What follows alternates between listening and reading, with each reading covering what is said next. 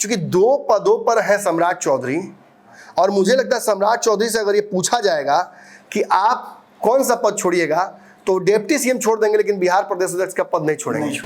बिहार की सरकार के लिए महत्वपूर्ण है। दोनों उप मुख्यमंत्री, बिहार सरकार का हिस्सेदारी, सब कुछ उसी के भरोसे है। यहाँ भी नीतीश ने गर्दन पकड़ रखा है। जब चाहेंगे तेजस्वी को बुला लेंगे और सरकार बना लेंगे। बिल्कुल, बिहार की सरकार के लिए महत्वपूर्ण है। दोनों उप मुख्यमंत्री, बिहार सरकार का हिस्सेदारी, सब कुछ उसी के भरोसे है। यहाँ भी नीतीश ने गर्दन पकड़ रखा है। जब चाहेंगे तेजस्वी को बुला लेंगे और सरकार बना लेंगे। बिल्कुल। इस तरफ से भी गर्दन पकड़ रखा है हमारे 12 सांसद। जी, आपके केंद्र की सरकार के लिए महत्वपूर्ण है, नहीं चाहिए तो बोलिए, हम चले जाते हैं। फिर यहाँ भी गर्दन पकड़ी हुई है कि अगर लोक जनशक्ति पार्टी मिल करके भाजपा के साथ सरकार अगर बना लेती है बिहार में, तो मेरी कुछ कहाँ है, तो उन्होंने लोक जनशक्ति पार्टी को एनडीए से बाहर करवा दिया। ये बात जिन सीटों को मांग रही थी उसमें जदयू की सीटें भी थी। जदयू अपनी सीट पर से पीछे हटी ही नहीं जी। और जदयू को 5 में से कोई 5 सीट पर नहीं हटना था, 1-2 सीटों पर हटना था। तो नीतीश के दिमाग में बैठ गया था कि चिराग को जल्दी जल्दी हटाओ यहाँ से। नीतीश कुमार से मुलाकातों में आगे नजर आते हैं, एकाएक पगड़ी उनको खोलना पड़ा। निश्चित तौर पर सम्राट चौधरी के इंटेलिजेंस से भी खबर आई कि एक डिप्टी सीएम वाली बात आ रही है। ऐसी स्थिति में मेरी कुर्सी जा सकती है। अमित शाह है, वो चाहते हैं कि सम्राट चौधरी ही बने, सम्राट चौधरी ही रहे, क्योंकि this will give a maximum possibility to BJP to make its own CM face. अगर सम्राट नहीं तो फिर कौन? ये सब कुछ जब हो रहा है और नीतीश कुमार जब ऐसा ही कभी गड्ढा उड्ढा खोदते हैं 2-4 गो, तो आप देखिएगा कि अक्सर कुछ लोग गिरते करीब के ही उनके हैं जी। लेकिन फायदा किसी और को हो जाता है दूर। जी जी।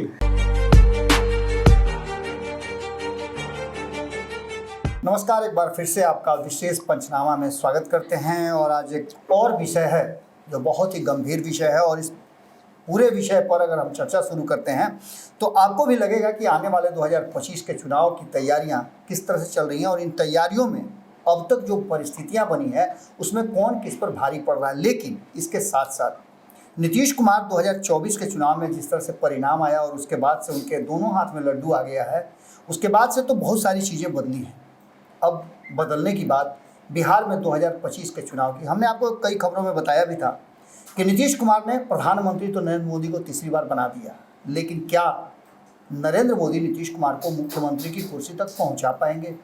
ये सवाल इसलिए क्योंकि इस सवाल के साथ साथ कई डिमांड भी हैं।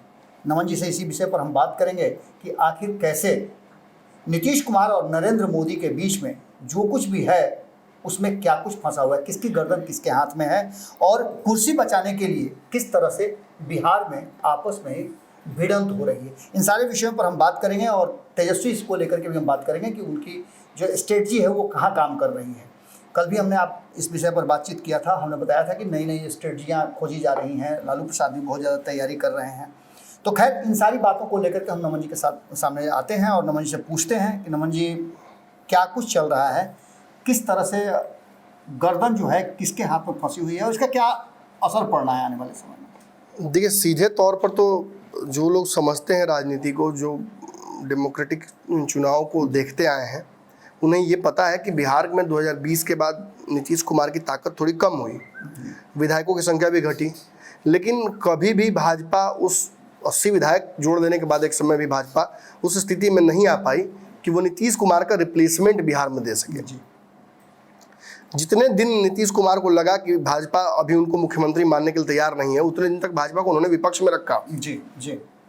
तेजस्वी उस बैकअप कुर्सी की तरह हैं जो नीतीश कुमार जब चाहे बुला लेंगे, आज भी बुलाएंगे तो आ जाएंगे, और ये व्यवहार से तेजस्वी के साफ दिखता है। तो ऐसी स्थिति में भाजपा से लड़ने के लिए नीतीश कुमार के पास हथियार 1-2 नहीं, कई हैं। वो जब चाहेंगे तेजस्वी को बुलाएंगे, तेजस्वी से सरकार बना लेंगे, भाजपा फिर विपक्ष में। भाजपा ताकत बढ़ाते बढ़ाते 80 विधायकों तक चली गई, लेकिन फिर भी नीतीश कुमार से लड़ने का भिड़ने का उसको ताकत नहीं आ पाया। थोड़ी आंख क्या भाजपा ने दिखा दिया, भाजपा के प्रभारी ने, और एक बयान क्या दे दिया, उस बयान की वजह से सत्ता विमुख होना पड़ा भाजपा को। और नीतीश जब तक नहीं चाहे तब तक भाजपा की वापसी नहीं हुई सत्ता में। आज बिहार में जिस स्थिति में बिहार में लोकसभा चुनाव हुए और देश भर में हुए हैं, उसमें आपने देखा कि एक पैटर्न था। कई राज्यों में भाजपा के खिलाफ लहर देखी गई, कई राज्यों में भाजपा अच्छा प्रदर्शन भी की, क्लीन स्वीप भी कई जगहों पे किया। भाजपा ने ओवरऑल चुनाव अपने लिए अच्छा लड़ा है और अच्छा जीत के भी आई, लेकिन भाजपा अपने दम पर सत्ता तक नहीं पहुंच पा रही है, वो अपने सहयोगियों के माध्यम से ही पहुंच रही है। गठबंधन भी इसीलिए होता है ना कि सहयोगियों के साथ मिलकर सरकार बनाए। बिल्कुल बिल्कुल। लेकिन इसके बावजूद नीतीश और नायडू के हाथ में वो ताकत आ गई जिसकी वजह से भाजपा थोड़ी सशंकित है, थोड़ी डरी हुई है, और जायज भी है।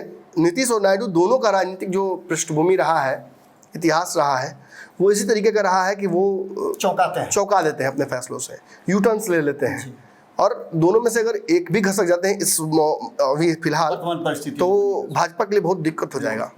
तो नीतीश के हाथ में तो मोदी जी की गर्दन है ही, लेकिन नीतीश चूंकि इस बार प्रधानमंत्री के लिए इच्छुक नहीं है, और वो इच्छा मुझे लगता है कि 2 बार चूंकि नीतीश कुमार ने ट्राई कर लिया, 17 में और फिर 21 में 22 में, तो अब नीतीश कुमार ने उस इच्छा को बहुत अंतः मन में डीप डाउन दबा दिया है।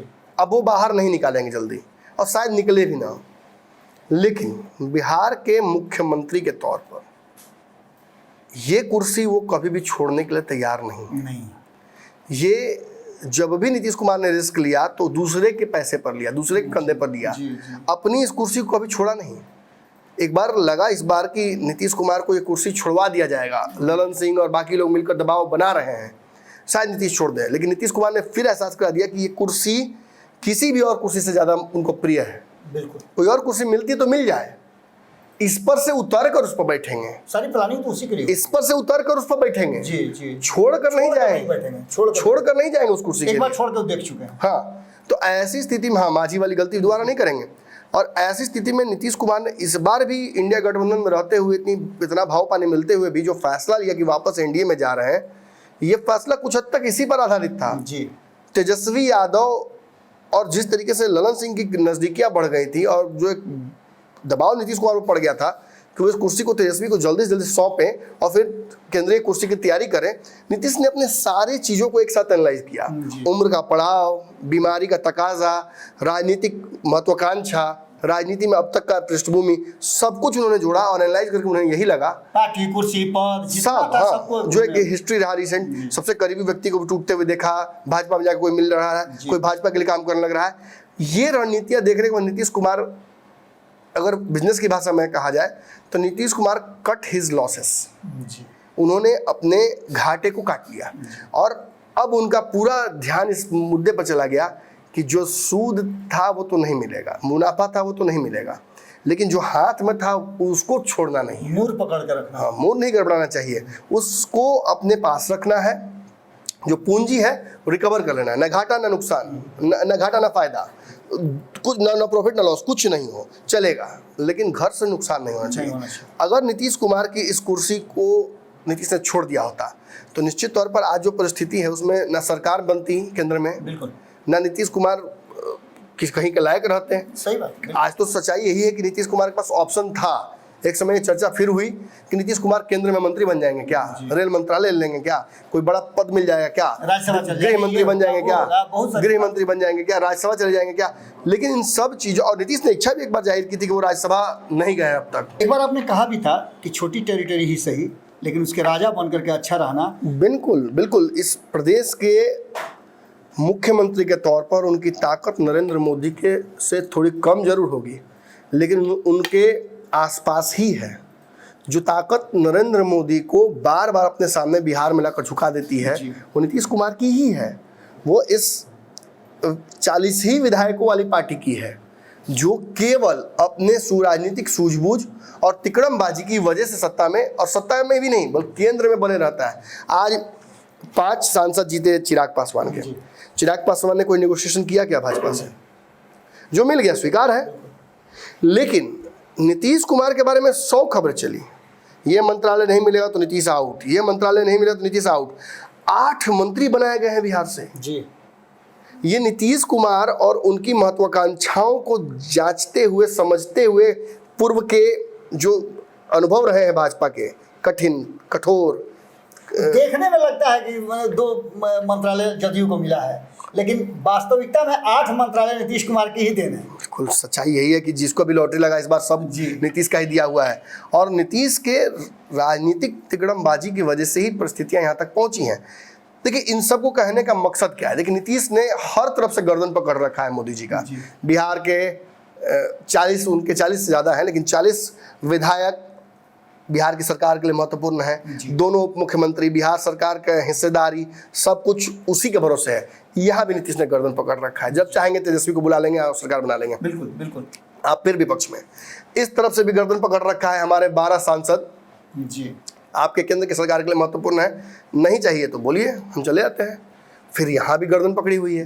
लेकिन एक चीज जो डिप्लोमेसी का हिस्सा है, जहाँ विधायक सांसदों की आवश्यकता नहीं पड़ती है, जहाँ प्योर पॉलिटिक्स होता है। अब चूंकि भाजपा केंद्र की सत्ता में है, भाजपा के पास सबसे बड़ी एब्सोल्यूट जो पावर का आ सकता है वो है, उस ताकत के सामने नीतीश बौने पड़ जाते हैं। नीतीश कुमार को बिहार के लिए कुछ मांगना है तो उस प्रक्रिया को ही फॉलो करना होगा जिसको बाकी मुख्यमंत्री करते हैं। और नीतीश कुमार अगर मुख्यमंत्री बने हुए हैं बिहार में, तो इस बात की कोई गारंटी नहीं है कि अगले चुनाव में यदि भाजपा, लोजपा, उपेंद्र कुशवाहा, मांझी मिलकर सरकार बनाने की स्थिति में होते हैं तो नीतीश कुमार को भाजपा मुख्यमंत्री बनाए रखेगी। कोई बड़ी बात नहीं है कि नीतीश कुमार ऐसी स्थिति में भाजपा बनाए, क्योंकि जैसे ही यहाँ परिस्थितियाँ आएंगी उसके तुरंत बाद शुरू हो जाएगा भाजपा का वो खेल जो भाजपा अभी भी खेल रही है, लेकिन बहुत तेजी से नहीं खेल रही है। भाजपा नीतीश के सांसदों का रिप्लेसमेंट या उन सांसदों को सीधा तोड़ने की कोशिश में लग जाएगी। जैसे उसे लगेगा कि बिहार में अपना मुख्यमंत्री दे सकते हैं, एक रिस्क भाजपा और लेगी, मैं तय बोल रहा हूँ।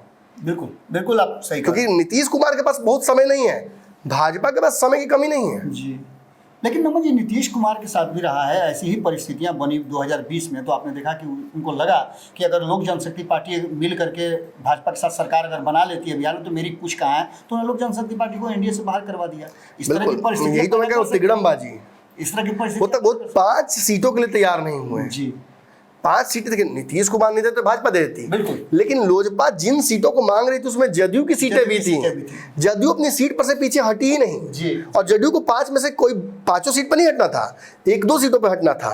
तो नीतीश के दिमाग में बैठ गया था कि चिराग को जल्दी जल्दी हटाओ यहाँ से, उनका मकसद। हाँ बिल्कुल। और इस बार नीतीश देख रहे हैं कि चिराग भाजपा के साथ हैं और स्ट्राइक रेट बढ़ रहा है चिराग का। नीतीश ये एनालाइज कर रहे हैं, वो जान रहे हैं कि चिराग जो वोट लाएंगे ये भाजपा का वोट उसमें सम्मिलित जरूर होगा, लेकिन जो सीटें जीतेंगे वो तेजस्वी और नीतीश कुमार की होंगी।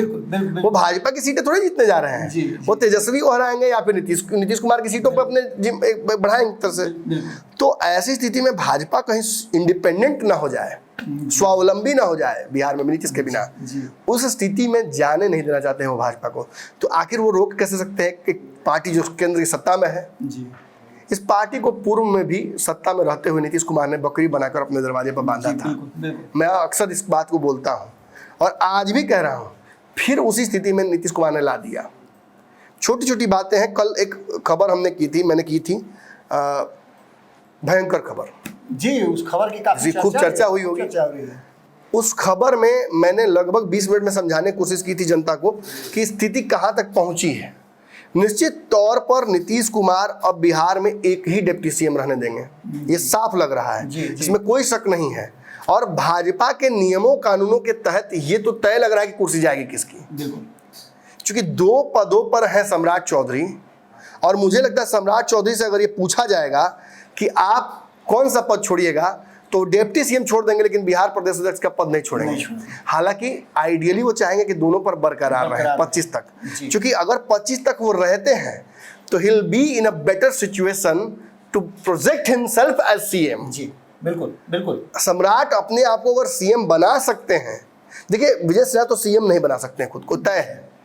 अभी सवर्ण के सीएम बनने का दूर दूर तक कहीं संभावना नहीं है। तो ऐसी स्थिति में भाजपा का दाव भी सम्राट पर ही है। लेकिन नीतीश कुमार ने इसी को पकड़ लिया है कि लगातार हॉर्लिक्स पी रहा है, जिम जा रहा है, लाश हमरे दुश्मन तो मारेगा हमरे ना, किसको मारेगा और किसी को, लंबा चौड़ा भी है, ताकत भी है। तो ये समझते हुए कहीं ना कहीं नीतीश कुमार ने इस परिस्थिति को, इस जोखिम को देखते हुए कुछ रणनीतियां बदली। उन रणनीतियों में सबसे बड़ा जो ईंधन है वो विजय सिन्हा बन गया। तो विजय सिन्हा की भी कोई गलती नहीं है। सम्राट चौधरी जिस निरंकुशता से, और देखिए शब्द का मैं प्रयोग कर रहा हूं तो कई लोगों को चिढ़ भरेगा, लेकिन सच्चाई यही है कि बिहार सरकार के 2 डिप्टी सीएम हैं, भाजपा कोटे के 2 डिप्टी सीएम हैं, लेकिन बिहार भाजपा का फेसबुक प्रोफाइल निकालिए, ट्विटर निकालिए, और देखिए आप कितना विजय सिन्हा को मिल रहा है उसमें, मैंने नहीं पूरी तरह से प्रोजेक्शन कितना मिल रहा है, कर रहे हैं सम्राट चौधरी।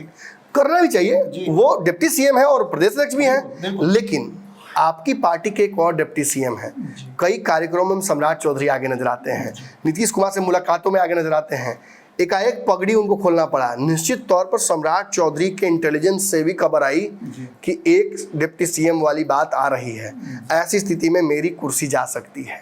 आपने प्रदेश अध्यक्ष को लेकर भी खबरें सुनी होंगी कि इस बार दलित समाज से किसी व्यक्ति को प्रदेश अध्यक्ष बनाने की तैयारी चल रही है और भाजपा उसमें काफी आगे, एक हिस्सा जो भाजपा का है वो आगे बढ़ चुका है। लेकिन आरएसएस वाली बात जो आ रही है कि आरएसएस कैडर का ही होना चाहिए, इस पर ध्यान दिया जाए। लेकिन ये भी सभी जानते हैं कि सम्राट चौधरी को अगर कहीं से आशीर्वाद प्राप्त है, संपूर्ण आशीर्वाद, तो वो नरेंद्र मोदी हैं, अमित शाह हैं। वो चाहते हैं कि सम्राट चौधरी ही बने, सम्राट चौधरी ही रहे, क्योंकि this will give a maximum possibility to BJP to make its own CM face. अगर सम्राट नहीं तो फिर कौन? तेवर पसंद है, तेवर पसंद है, जनता वोट बैंक पसंद है। बिल्कुल। आपको हाल ही में इस वोट बैंक का चोट लगा था जी। अगर आप इस वोट बैंक को साधने में सफल हो जाते तो आप तेजस्वी को हराने में सफल हो जाएंगे, और एक बार तेजस्वी हार जाएंगे तो इस वोट बैंक का वास्तविक मालिक तो नीतीश कुमार है जी, तो उनके हिस्से से भी कम होगा। नमन जी, लड़ाई भी तो यही है, असल वही तो मैं यही है। नीतीश इस डर को भांप गए हैं, नीतीश इस पॉसिबिलिटी को देख लिया है उन्होंने। तो नीतीश डायरेक्ट किसी, चूंकि अब साथ है, गठबंधन में सरकार चल रही है केंद्र में, बिहार में, तो डायरेक्ट तो किसी को कद छोटा नहीं कर सकते हैं, लेकिन सरकारी कार्यक्रमों में तो किया जा सकता है। बिल्कुल, जहां उनका मर्जी चलेगा।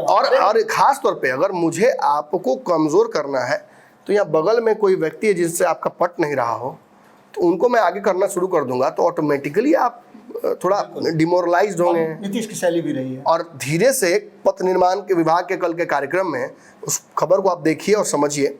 उस कार्यक्रम में जैसे ही जो कंगन घाट तक जो फेज चालू हुआ है 4-5 किलोमीटर का, उस फेज के चालू होने के दौरान उस कार्यक्रम में सम्राट चौधरी की तस्वीर नहीं होना, अखबार में उनकी तस्वीर नहीं आना, कार्यक्रम में उनका नाम नहीं होना, और अंतिम समय में सम्राट चौधरी का वहां फिर भी पहुंच जाना जी, ये साबित करता है कि लड़ाई केवल नीतीश कुमार और सम्राट चौधरी की नहीं है, ये लड़ाई अंदर ही हो गई है। अब विजय सिन्हा और सम्राट चौधरी भी आमने सामने हो गए हैं, और भले ही मेरी बात को कोई डिनाई कर दे या जो करे, पूरी संभावना इस बात की दिख रही है कि इन दोनों के बीच कोल्ड वॉर शुरू हो गया है। और कोल्ड वॉर ही नहीं, इसे आप भाजपा के 2025 की महत्वाकांक्षाओं के अंत की शुरुआत के तौर पर देखिए। भाजपा पुनः स्वावलंबी नहीं हो पाएगी, ये तय हो गया। बिल्कुल। मैंने सुना था, हम जब अयोध्या में थे, सम्राट चौधरी अपनी पगड़ी जब खोल रहे थे तो मैं वहीं मौजूद था, बाकी पत्रकार भी बिहार के थे। उस वक्त चर्चाएं कई लोगों से मेरी हो रही थी, मैं नाम किसी का नहीं लूँगा। तो मैंने पूछा कि विजय सिन्हा जी को अभी आना चाहिए था, तो बहुत ही मतलब भाजपा के पुराने नेता थे वहाँ, उन्होंने इशारे में मुझे समझाया, खुल के नहीं बोले लेकिन इशारे में समझाया कि दोनों के बीच सब कुछ ठीक नहीं है। कार्यक्रमों में तो सब एक जगह जा रहे हैं, हम लोग एक लक्ष्य से काम भी कर रहे हैं, लेकिन विजय सिन्हा थोड़ा डिमोरलाइज्ड फील कर रहे हैं कि वो भी डिप्टी सीएम हैं और उनको उतना तरजीह नहीं मिल रहा है। तो इस कारण से हो सकता है कि अभी चूंकि मौका दस्तूर नहीं है कि विजय सिन्हा इस बात की कंप्लेन केंद्र से करें जी, प्रॉपर चैनल्स और प्रॉपर ओकेजन आएगा तो वो करेंगे, लेकिन सच्चाई है कि सम्राट चौधरी को गिराने में एक सवर्ण लॉबी, इसकी चर्चा याद कीजिए मैंने की भी थी, एक खबर में मैंने की थी चर्चा कि एक सवर्ण लॉबी है, चाहे चौबे हो चाहे कोई हो, ये बयानबाजी जो सबका हुआ था कि बाहरी आदमी है, उनको क्यों बुला लिया, उनको क्यों अध्यक्ष बना दिया, उनके कुशवाहा का वोट नहीं मिला, ये चर्चाएं हो रही हैं। जी, कोशिश की गई थी, अपनी गलती नहीं मान रहे कोई कि भूमिहारों के चलते जहानाबाद आप हारे हैं, राजपूतों के चलते आप 2 सीट हारे, काराकाट और आरा और बक्सर तो ब्राह्मणों के चलते भी आप बक्सर हारे हैं, ये नहीं कोई मान रहा है। लोग सारा ठिकरा फोड़ना चाह रहे हैं सम्राट चौधरी के ऊपर, लेकिन देखिए केस तो बहुत खतरनाक बन रहा है सम्राट चौधरी के ऊपर, लेकिन भाजपा के पास ऑप्शन भी क्या है जी। वो विजय सिन्हा को आगे करके 25 का चुनाव नहीं लड़ सकती।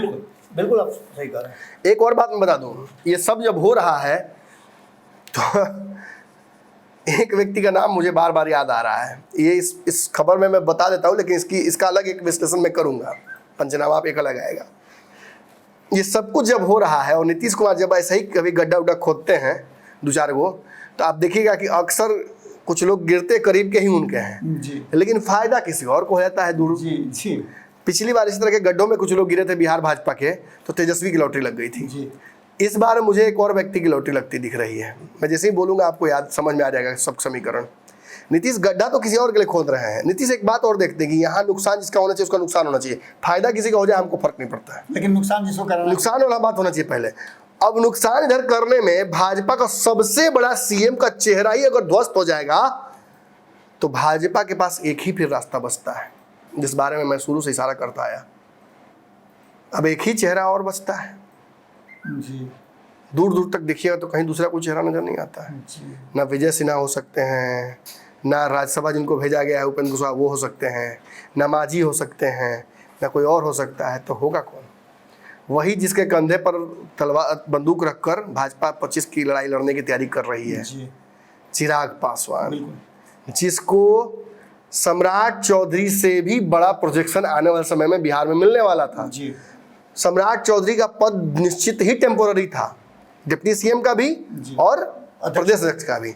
लेकिन चिराग पासवान को उनके पार्टी के जिस पद पर वो हैं या जितने सांसद उनके पास हैं या आगे चल के जो सीटें लड़ने वाले हैं वो 40 के आसपास सीटें लड़ेंगे विधानसभा में, जी उससे कोई हटा सकता है क्या? सवाल ही नहीं है।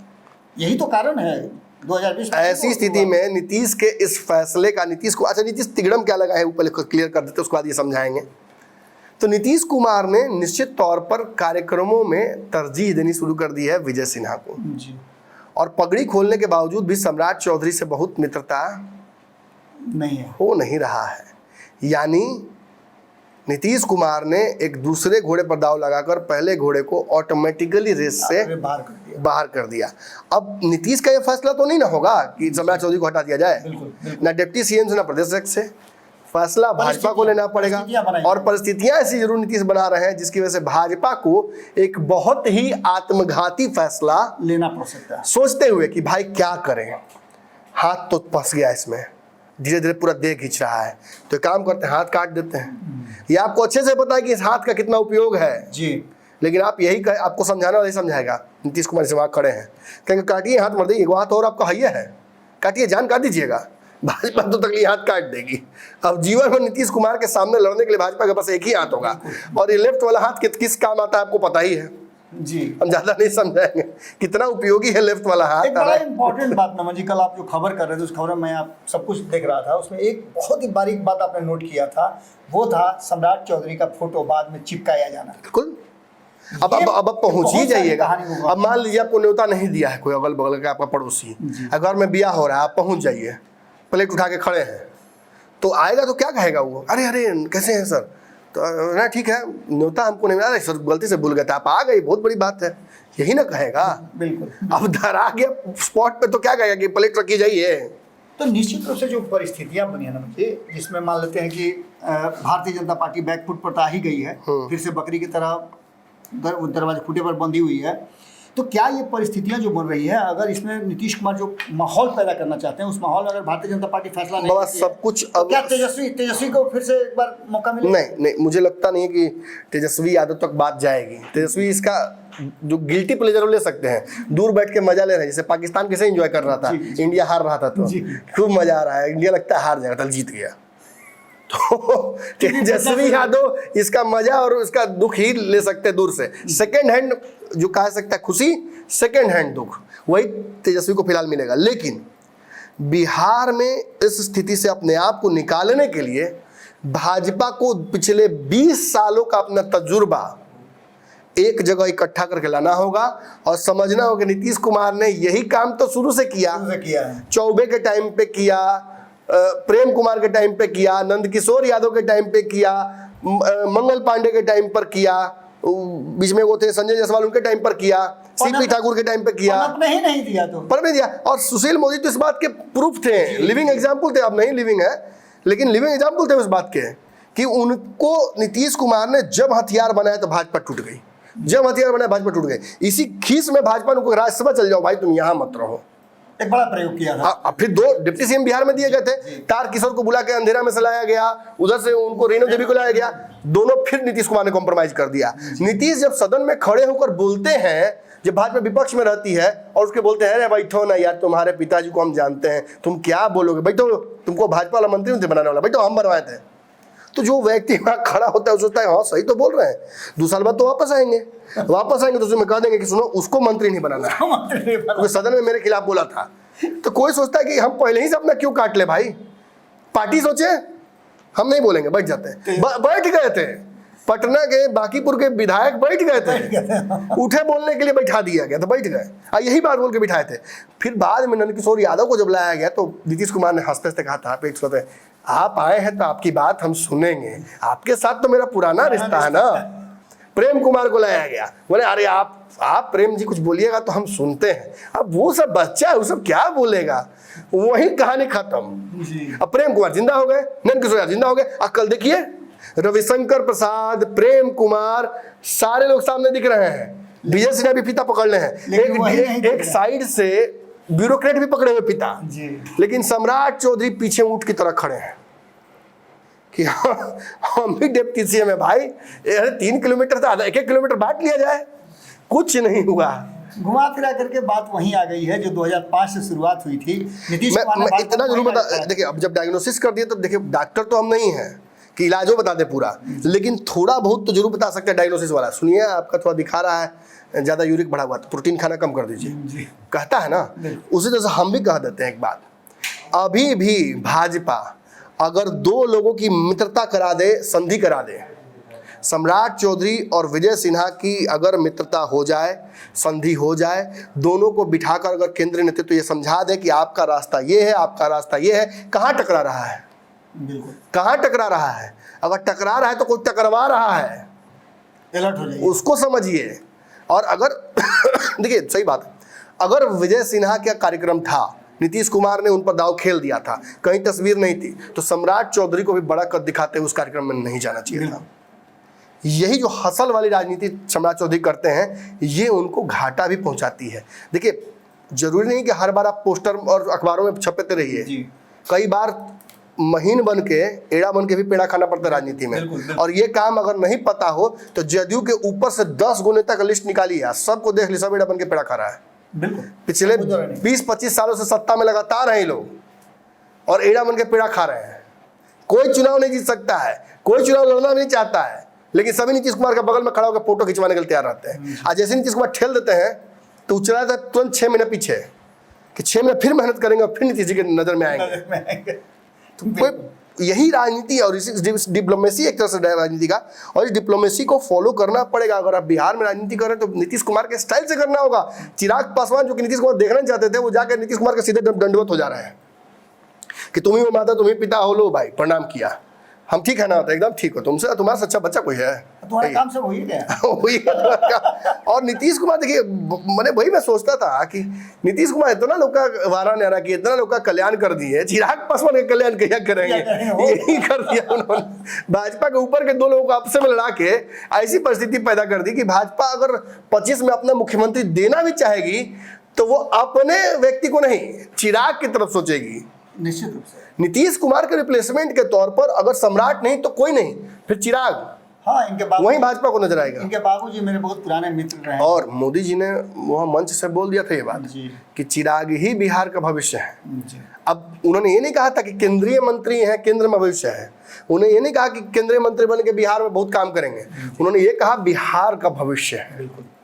तो ये भी एक इशारा करता है, मोदी भी समझते होंगे, उनके पास भी इंटेलिजेंस आता होगा, उनको भी ये सब बातें पता चलती होंगी निश्चित रूप से। तो निश्चित तौर पर ऊपर बैठा हुआ व्यक्ति भी जोड़ घटाव करता है, तो उसको भी समझ में आ रहा होगा ये तो सब कॉम्प्रोमाइज हो रहा है, ऊँट मरा ही रहा है, हाथी मरा ही रहा है, एक काम किया जाए, उधार लिया जाए, बिशप से लड़ाया जाए, यही ना होता है। बिल्कुल बिल्कुल, अंत में तो निकलना पड़ता है।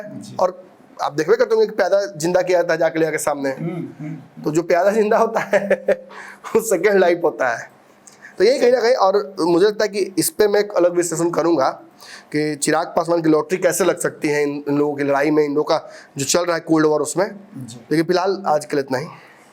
तो परिस्थितियां बदल रही हैं और इन पर बदलती हुई परिस्थितियों में भारतीय जनता पार्टी के लिए निश्चित रूप से चौराहा है जहां से भारतीय जनता पार्टी को ये तय करना है कि वो किस रास्ते में घूमेगी और वही मंजिल तक लेकर के जाएगा। अब देखना दिलचस्प होगा कि 2005 से लेकर के 2025 तक की इस यात्रा में भारतीय जनता पार्टी इस बार किस तरह का फैसला लेती है। अब तक के फैसले नीतीश कुमार लेते रहे हैं और भारतीय जनता पार्टी स्वीकार करती रही है। इस बार फैसले में क्या होगा, क्या भारतीय जनता पार्टी अपने दम पर कोई फैसला लेगी? जुड़े रहिएगा, लगातार विशेष पंचनामा में हम इसी तरह की खबरें आपको लेकर के आते हैं। बहुत बहुत धन्यवाद।